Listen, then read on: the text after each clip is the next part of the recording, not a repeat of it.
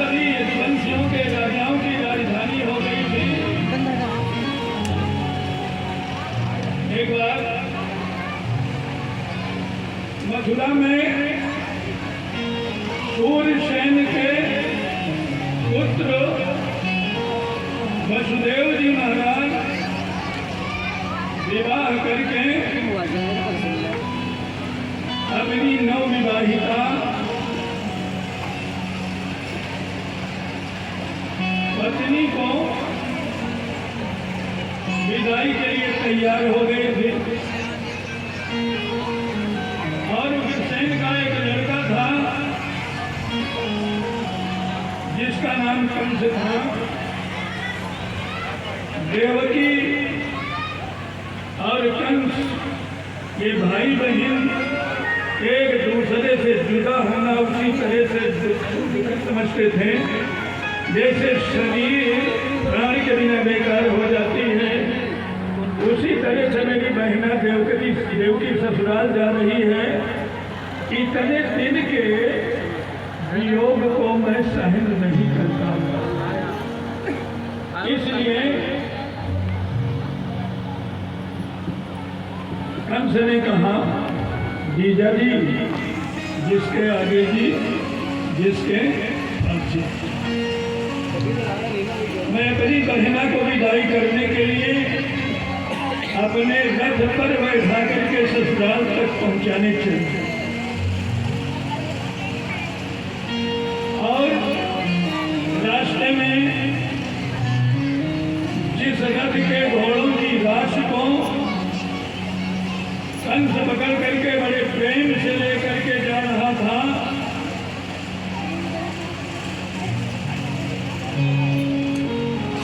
ऐसे प्रेम को नारायण के आने का समय हो गया। आकाशवाणी हुई, पथिग्रहणम कंसो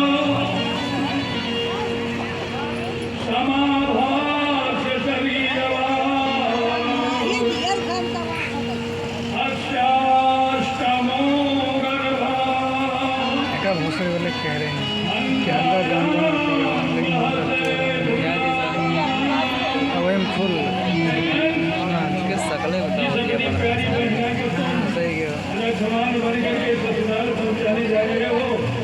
इसका अथवा पुत्र जो होगा वही तुम्हारा। अरे माता जो तुम बार गिरा दे यार।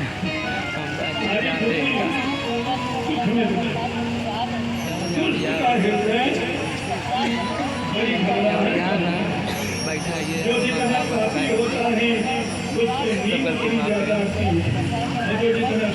होता है धार्मिक होता है वो दुकान कराइए देखे आवता तुम जो जागत है कराइए बहुत रहना तुम उधर से आवता यार मालूम हम समझ पान खाए क्या उधर पान बने हम मुँह करे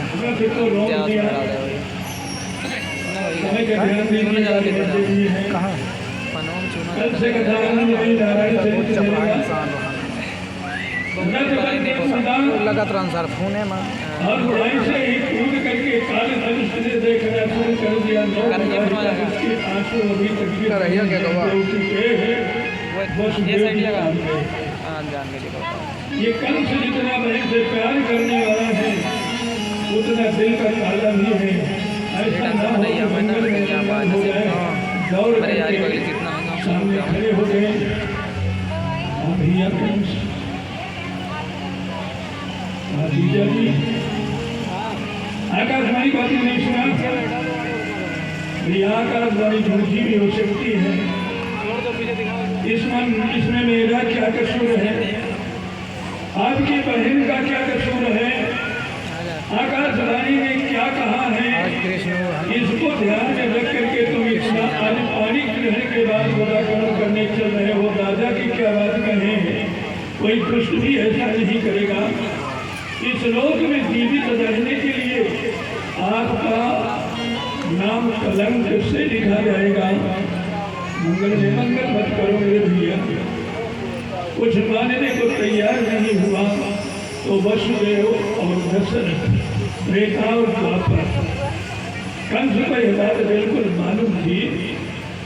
वसुदेव जी ने कहा कि मेरी बात पर विश्वास है ओ प्राण जाए ही बर वचन न मैं वादा करता हूँ डर न मुझसे है और न तेरी बहन देवकी से है। मैं वादा करता हूँ कि इसके जो कुछ पैदा होगा उसे कुछ को मैं आग पर ला करके देता जाऊंगा और आप उसकी हत्या करिएगा। कम से कम नवविवाहिता अपनी बहन देवकी को जीवन दान तो दे दो। बोलो राधा कृष्ण भगवान की जय। माँ की कृपा नारायण की लीला। गोदा नीचे करें। पहला पुत्र हुआ गोदा होता कसम गुस्से लगते वचन को पालन करने के लिए प्रसूति का गृह के दरवाजे पर वसुदेव जी खड़े हुए अरे मैं फिर नीचे देव की बेचारी समझ गई गोदवा नीचे एक क्षण भी मैं अपने जाए हुए नहीं देख पाऊंगी क्योंकि हमारे पति जी जो हैं वचन के आगे माया कटनी कहते किसे हैं वैसे ही गोदवा नीचे कर लें यार। उस दुधमहे बालक को अपनी गोद से उठा कर अबे जितनी देर में उधर काट के हटाओ एक पड़िएगा ज्ञान दें हमको सिर्फ आइडियो से मतलब होता है थोड़ा बस लेकिन मेरे पति की धंधा फंसा वसुदेव भी देख करके बोल यार भैया देखा तत्काल पैदा हुए बालक को बाइक वाले घंटों भैया हम ऐसा नहीं इस बालक से मुझे डर नहीं है। आकाशवाणी ने कहा है मेरे खातिर गलत बात आकाशवाणी ने कहा है कि अष्टाश्रमों गर्भा खतरा इसके अपने बालक से है। आत्मा भर गई थोड़ी देर के लिए। जैसे ही वसुदेव जी राजन लेकर के पहुंचे देवकी के पास देवकी फूल कर करके धन्य मेरा भैया क्या भाई हो तो मेरा महिलाएं कहती हैं सास हो तो मेरी चार छह महीना के भेजा तो मेरी सास राधा कृष्ण भगवान जूम मारा तो फटे ना तब तक किसी पापी का विनाश होता तो यार बहुत खुश दिखाई पड़ रहे आज बधाई है। आज हमारे बहन और जल्दी आई ऐसा कर दिया पुत्र हुआ है तो कहाँ है उसको मैंने वापस कर दिया। यही तो क्यों कहा इसलिए कि जब तक अबोध बालक को कोई मारेगा नहीं। अभी कृष्ण में नारायण की प्रतिज्ञा है जब प्रहलाद को अपने बेटे को बाप मारेगा तो मैं नहीं देखूंगा। इसलिए तुम समझते नहीं गणित नहीं समझते साहित्य हिंदी पढ़े आज से इधर से गिनोगे तो आठवां होगा और आठवां करके से गिनोगे तो पहला नंबर 8वां होगा। काल पहला भी हो सकता है 8वां भी हो सकता है। पहुंचा कंसो और देवकी के उस अबोध बालक को घड़ी घड़ी लगाती। जितने बच्चे होते गए सारे बच्चों को वसुदेव जी कलेजे को पत्थर रख करके अर्पण करते गए। रात के देखते हाथ का ही कंस पटक कर पत्थर पर छाया। छठवां गर्भ 1 2 3 4 5 6 7 7वीं बार बलराम जी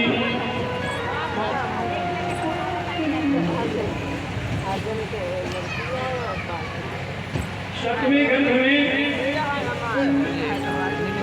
बलराम ने नारायण की महिमा जगी। जैसे गर्भ में आए पहरा तगड़ा लगा हुआ है। जोग माया को आदेश दिया नारायण ने कि इसको खींच करके लेकर के चलिए रोहिणी के घर में डाल दीजिए, ये जादूगर का खेल। खबर लगी कि देवकी का सतमा गर्भ स्खलित हो गया। मेरी जन्म विधाता की प्राणी गड़बड़ा गई। जो बच्चे पूरे पूरे होते थे मारना भी नहीं पड़ा, एक दो ऐसे खत्म। हर वो घड़ी आ गई, पहला तगड़ा कर दिया गया। मनुष्य कितनी भी व्यवस्था कर दे, लेकिन नारायण के खेल के आगे किसी खिलाड़ी का खेल चलता। आ गई भादो मास की अंधेरी अष्टमी, रोहिणी नक्षत्र है, रात के 12 बजे हैं।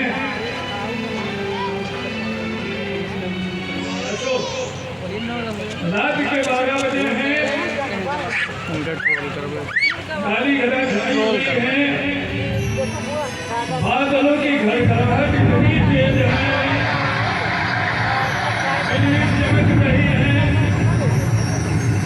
बौछारें पत्थर जैसा गिर रही हैं। पहरेदार बेसुध हो गए, जेल की बेड़ियां खुल गई, ताले खुल गए, हर घड़ी बेड़ियां खुल गई। और 12 बजे की रात में जिनका इंतजार है, नारायण हरि विष्णु ने काली कृष्ण के रूप में माँ देवकी के गर्भ से प्रकट हो गए। बोलो कृष्ण भगवान की जय। खुल गए ताले सारे, वह क्या बात हो गई।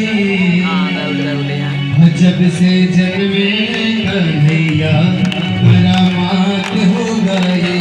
जब से जन्मे कन्हैया करामात हो गई। जब से जन्मे कन्हैया करामात हो गई। सारे आगे वाला बात हो गई। मिल गए सारे आगे बात हो गई। जब से जन्मे कन्हैया करामात हो गई। जब से जन्मे कन्हैया करामात हो गई। माता बंद करा पर जमाना पुराना, बंद करा जन्म लिया नाद पर जमाना पुराना। ताली लगाना कुम्हारी में बिठाना, वो बंद जमाने जाना। उस रानी का दृश्य करता, उस रानी को मनने का करता। बादल छठ मराए,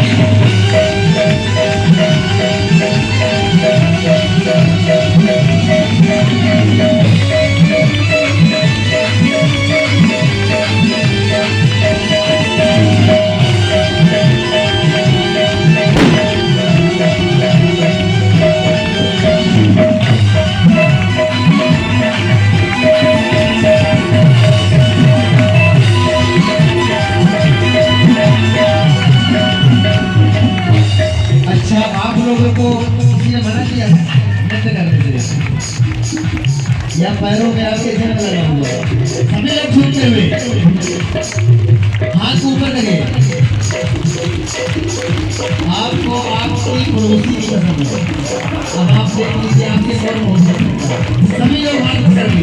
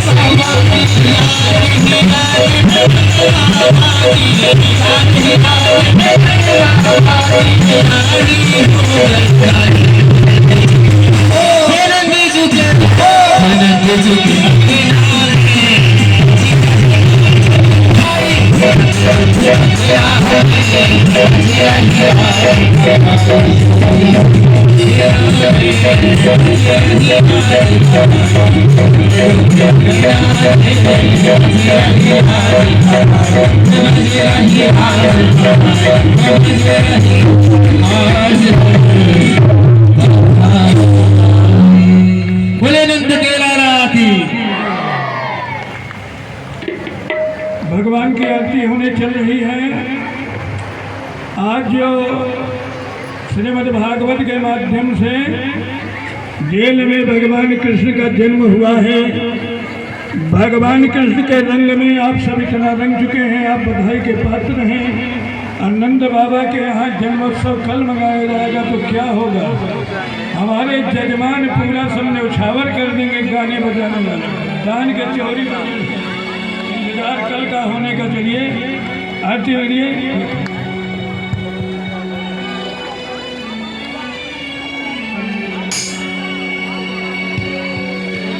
हरि